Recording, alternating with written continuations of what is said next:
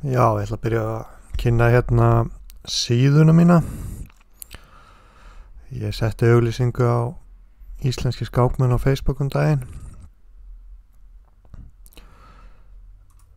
Nú hérna er kynning á botíinu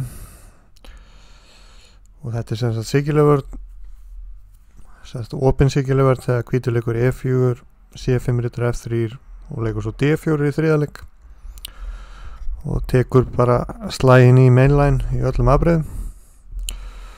Og þetta er, ég var takað saman, þetta er 7 tímar af efni. Sjáum hérna, það er hérna mínúturnar við hvern kafla. Ég reyna að hafa þetta svona skipulagt. Drekinn 43 mínútur. Þar er ég í biskup C4 sem er júgoslavneska árásin. Það er ýmsar nýjar hugmyndir þar sem er gaman að skoða.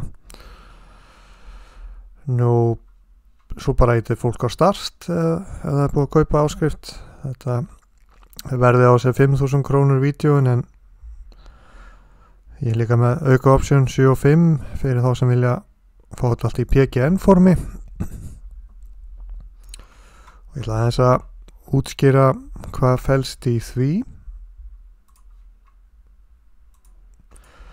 Já, og ég verð með hérna link í lýsinguna á vídeónu þegar fólk vil fara á síðuna. Og ég tók alveg góða marsmánuð í þetta efni og reyndi að vanda mig við þetta, en það hugsa ég noti þetta nú sjálfur líka fyrir sjálfa mig. Já, ég ætla að sýna PGN-fælunum næst.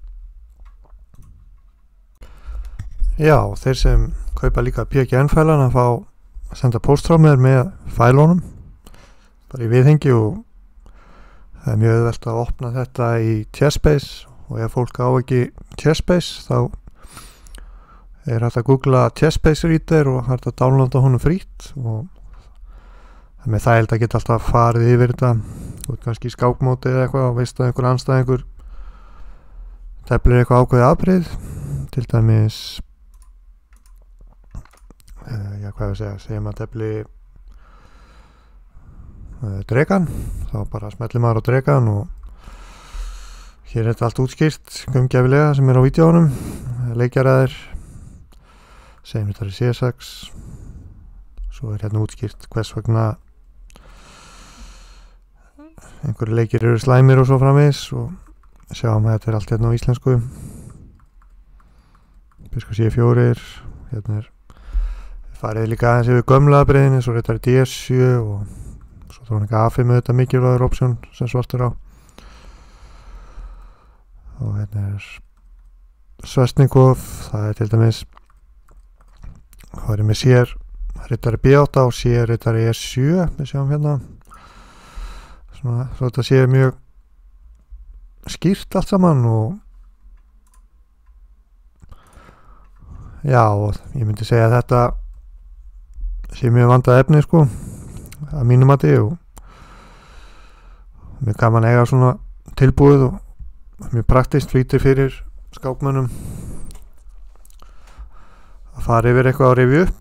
Það er alltaf að rifja upp við og við eitthvað sem að teflir. Það er á það til að gleyma stundum einhverju línum og svo framvegis.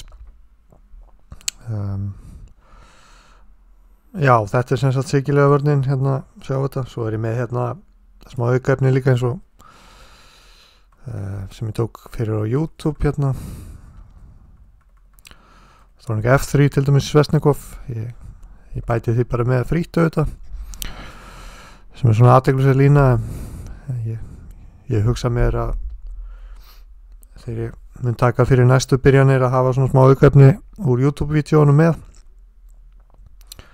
Ég stefna af í byrjun maí að hafa tilbúið franska vörn og Caro-Kann fyrir hvítan. Ef þetta gengur allt vel hérna á síðunum minni. Ég er með hugmyndir þar, byrjan að kerfi fyrir hvítan gegn því. Svo kannski byrjun júní tekið fyrir ítalska leikinn og restina fyrir hvítan. Og svo mun ég stefna eitthvað fyrir svart líka, eins og Benko Gambítur sem ég verði eiginlega fjallum að trúar ástæðum. Já, ég segi svona. Og kannski eitthvað fleira. En já, en við skulum kíkja á skákirnar hjá strákunum í taffélaginu Reykjavík-mótinu. Þegar við skoðum hérna listan yfir okkar bestu skákmenn í Reykjavík-mótinu þá virðist nú okkar mönnum hafa heilt yfir gengið fyrir eitthvað illa. Hjörvar á pari nánast. Hann á nú að geta miklu betur að mínum mati. Hannes í smá mínus, Jói átt slæmt mót, Vignir slæmt mót, kannski smá svona spennufall hjá Vigni eftir að hann var stórmeistari en hann náði þetta mikið inni og framtíðinu fyrir sér. Guðmundur átti slæmt mót, Þröstur á pari, Bjössi á pari og ungu skákmenni Hilmir og Alexander Dómaldsjók áttu slæmt mót. Sigurbjörn svona nokkurn veginn á pari og Stefán Bergsson slæmt mót.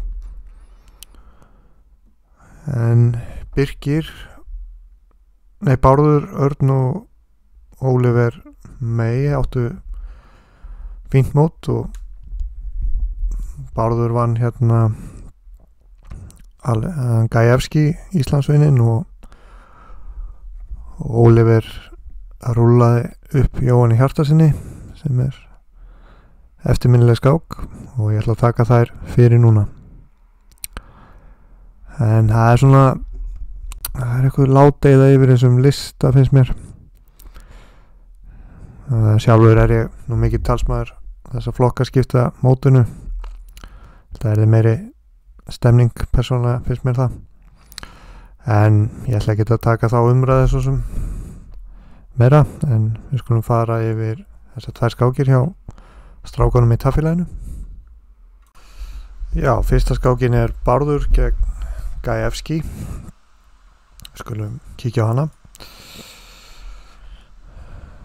Og upp kom Nædorf og Bárður skáka á B5 sem hugsanlega skynsamlega ákvörðun gegn Gajewski sem mikið teóríu hestur. Gajewski leikirna ritari D7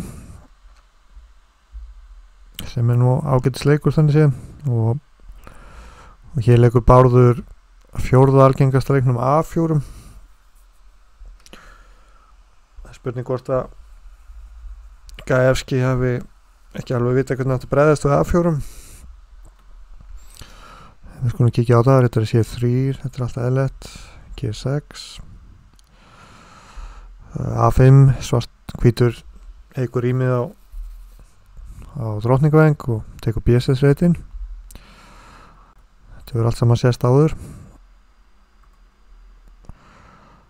H6, það samkvæmt mínu gögnum fjórði algengasti leikurinn. En tölvan virðist samþykkja hann. Hrókering, Biskop G7, T3. Ég nú svona eiginlega að fara yfir þessa skáki í fyrsta sinn núna en ég sá ég rúlaði mjög hratt yfir hana þessa úrslitin daginn. Ég er alltaf gaman af svona óvæntum úrslitum. Og það má ekki vanmeta strákan í taffélaginu. H3, solid leikur, E5.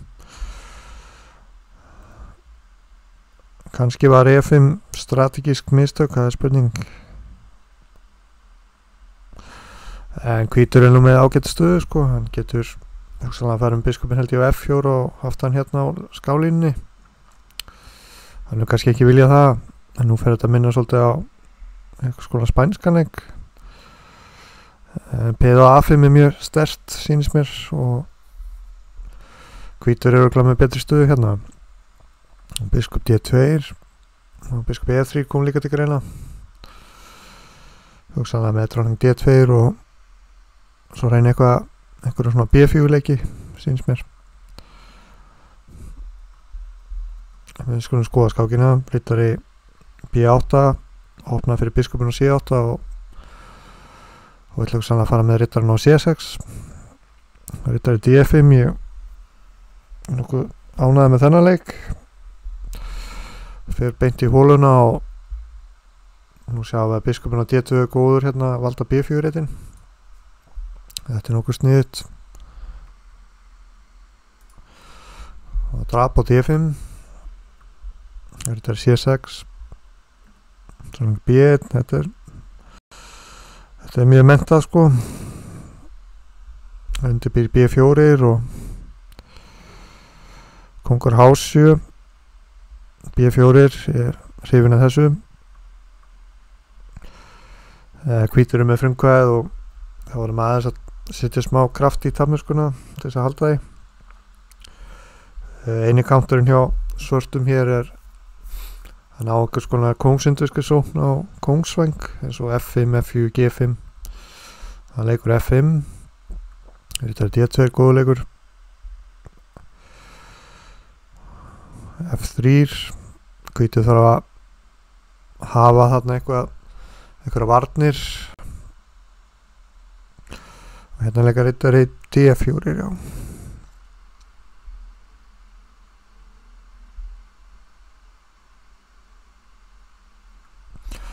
Já, það virkar nú svona mannlegu leikur, rittari D4, hrókur F2, valdar E2.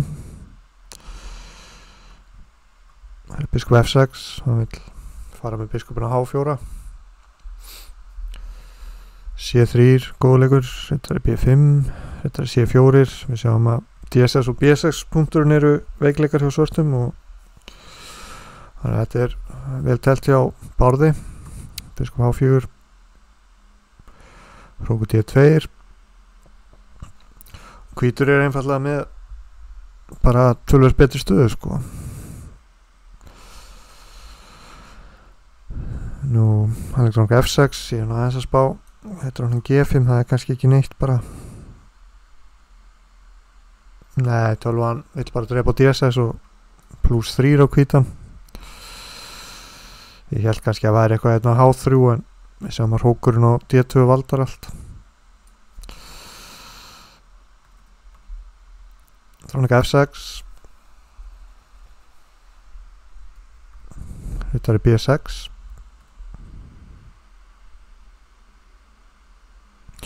Já, hér kom D4 líka sterklega til greina.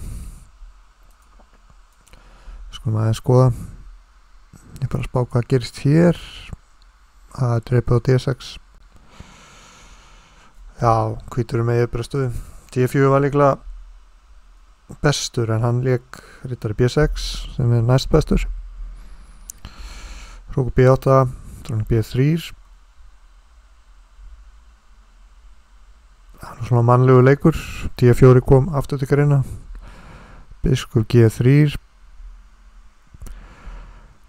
Það er spurning hvort að svartur sé að dreymi eitthvað drónu K4 og fórna H3 eða G5, H5, G4.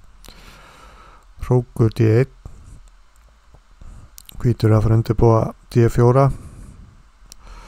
Hrókur D8, D4, góð leikur. Já, þetta er bara orðið hartnar unnið á hvítan. Það er rosalega samfærandi hjá hvítum. Drónu G7. Kannski erfitt að finna góðan leik fyrir svartan. Rittarinn á B5 er svolítið eins og álfur út úr hól og þó biskupinn virki ógnandi á G3 þá er hann ekki að gera mikið sko. Drónu D3. Drónu D7. Skulum bara tefla áfram. Nú er hann drap á D7 já. Nú hvítur með biskupparið og þægilega stöðu.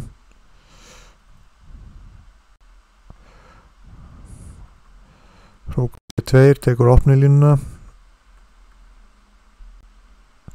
Ég held svo sem ekki að finna sannleikan í þessu, bara svona aðeins að skoða þetta, við ekki aðtekla á þessum úrslitum hjá strákunum okkar í tafélaginu.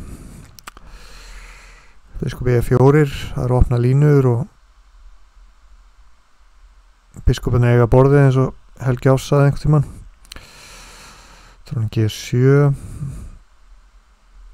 Já, það er náttúrulega ekki að kenna strákunum í tafélaginu eitthvað í taktíkinni sko, það er bara að drepa á G6 og búm, þetta gengur allt upp og svartu gaf, þetta var þessi flott skák hjá hvítum, stórglæsilegt og kannski var Gajewski eitthvað að vanmeta anstæðingin, hann teldi allavega hann er oft held betur, sko að segja það, en það er ekki tekið af Bárði, hann hrifsaði bara til sín frumkvæði þegar honum gafst tækifæri á því og eiginlega bara rúlaði honum upp og næst tökum við fyrir Alexander.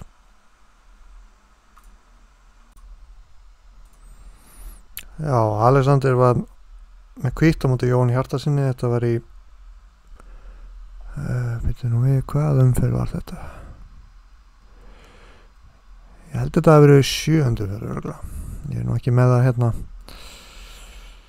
og upp kom Frönskvörn og þetta er í drefsesafrið,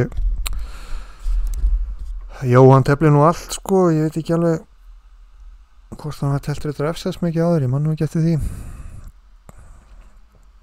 Skulum bara kíkja á hvernig það fór, við erum ekki að leita að sannleikans, bara skoða þetta svona.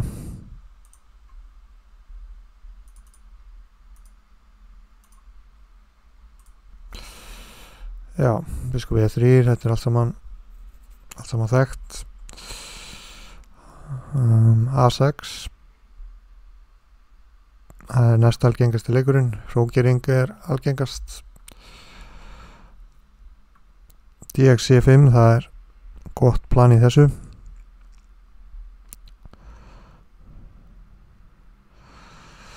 Með minnir ef hvítur langrókir þá getur C4 verið hættulegu leikur fyrir hvítan sko.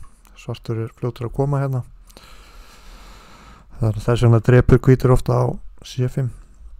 Það er ritardrepur C5. Langrókun, þetta verður allt helst áður. Hér er B5 eða dróning A5, dróning A5, kongur B1, mainline, B5, biskup D3, þetta er allt svona eðlileg tafnmennska, B4, kannski helsta andamæli á svörtum er að hvítur hefur gott vald á D4 reitnum í þessum stöðutímum,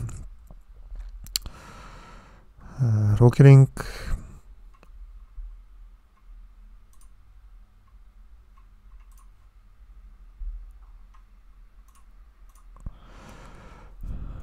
og G4 G4 ég er nú ekki með það hérna í bysnum sko, algengur að leika H4 eða drepa C5 en hann leik G4, það er nú alltaf slæmilegur. Biskup B7, ja, biskup B7 var líklega slæmilegur hjá Jóhanni, ekki góð ákvörðun.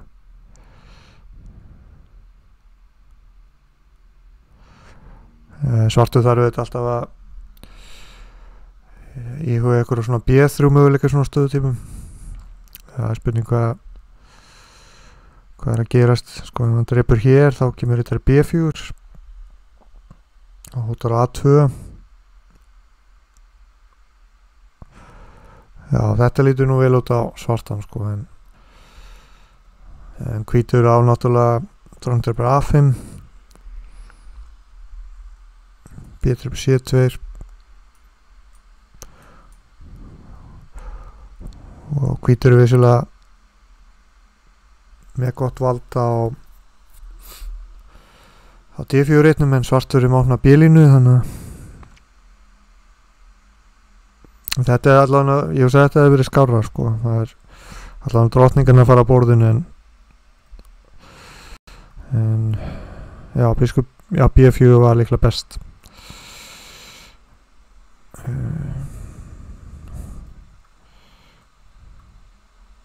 Já, semst B3 hérna. Jóhann leik biskup B7 sem voru slæm strategísk mistök. Eftir biskup drepur C5 þá hvítur svo fljótur sko. F5 góður leikur hjá Alexander. Það alls konar hættur. Mér finnst F6 vera mjög hættuleg hótun. Jóhann drap og líka F6, hann hefur verið illa við F6 auðvitað. Kannski þetta því að ég held að Jóhann tefli ekki svo oft franska vörðna, það kannski verið smá, þó að hann hafi nú reynslu í flestu, kannski smá reynsluleysi að hafa ekki leikið B3 sko, í þessum stöðutypum. Nú E6 og nú hvítur auðvitað með vanlega stöðu. Það bara G-línan ef hrókurinn fyrir á G1, rittarinn getur farið á F4 síns mér, drottningin F4. Svo skoða bara hvernig það fór, rittar E5, rittar F4, góðleikur. A5, svartur að búa til counter. Hrókur G1, en hvítur bara svo langt á undan sko. Hrókur G3, fýtleikur held ég, biskup D6. Hrókur H3, þetta virkar allt eðlilegt. A4, svartur reynir að búa til eitthvað drottningvæng. Hrókur G1 og þetta nú leiklega bara eiginlega búið. Ef við höfum leik hérna þá getum við dreipið á G7 og kongur dreipið drotning H6 Hrókur G8 drottning 1 en hér var líklega drottning E3 sterkari leikur.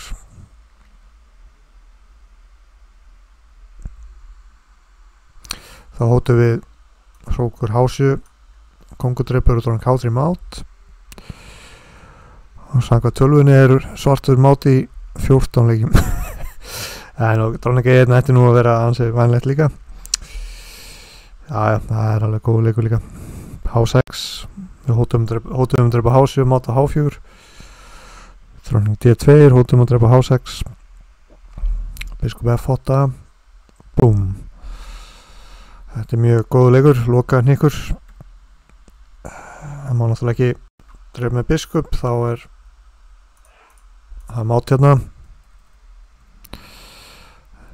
Nú rittar G4 valdar á H6.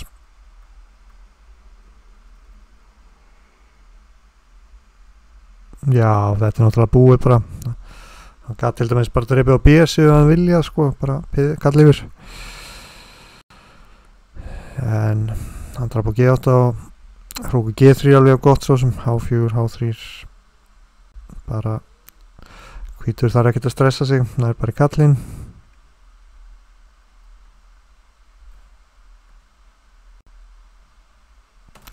Og hrókur G6 og það máta H6 og hérna gaf Jóhann skákina. Þetta voru glæsilega skákir hjá strákunum í tafélaginu og má ekki vanmeta þá, við veitum það. Takk fyrir.